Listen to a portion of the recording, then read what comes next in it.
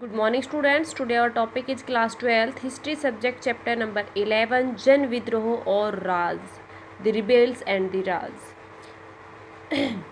1857 की घटना जो हुई थी उसको या तो प्रथम स्वतंत्रता संग्राम कहा गया था या वो मात्र एक सैनिक विद्रोह था या उसकी जो कुछ मुख्य विचारधारा दी गई थी, दो विचारधाराएं, उनकी आलोचना किस प्रकार की जाती है।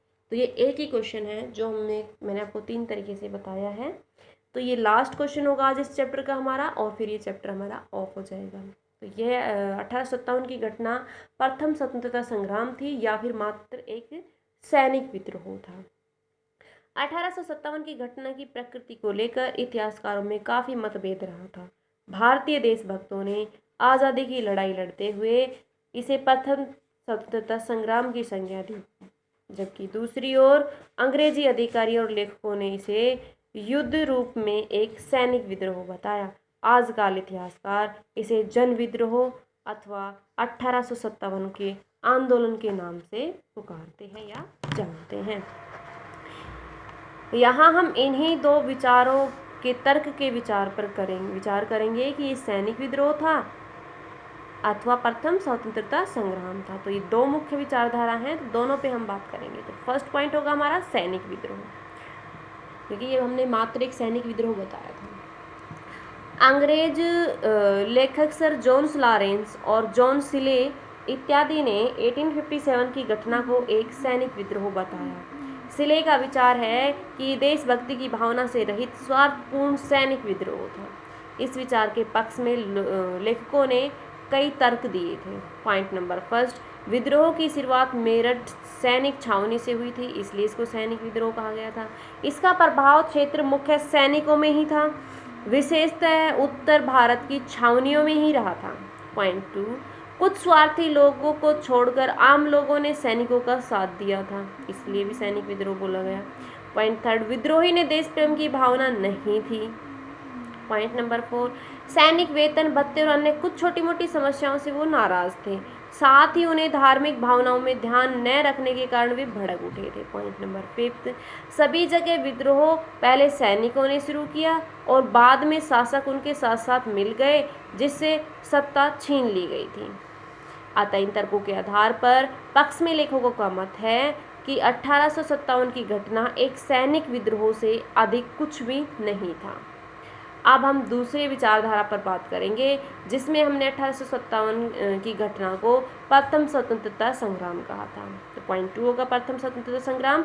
इस मत में समर्थकों में वीर सावरकर, अशोक मेहता, पटाभी सीतारामैया और इतिहासकार ईश्वरी प्रसाद सरीखे महानुभव उल्लेखनीय है कि सन 1909 में वीर सावरकर की पुस्तक 1857 का भारतीय स्वतंत्रता संग्राम आज़ादी के दीवाने के लिए प्रेरणा का स्रोत बन गई थी।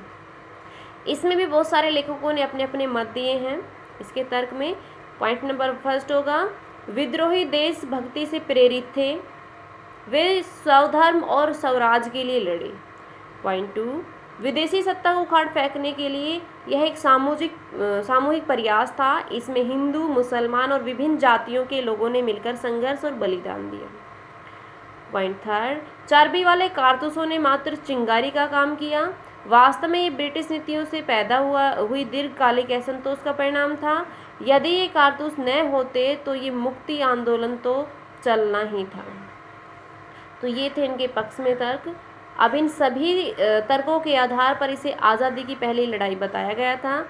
कुछ इतिहासकारों ने इस विचारधारा को उचित भी नहीं माना था, जैसे कि आर.सी. मजूमदार ने बताया कि तथाकथित राष्ट्रीय मुक्ति संग्राम न तो पहला था, न राष्ट्रीय था और न ही मुक्ति का संग्राम था।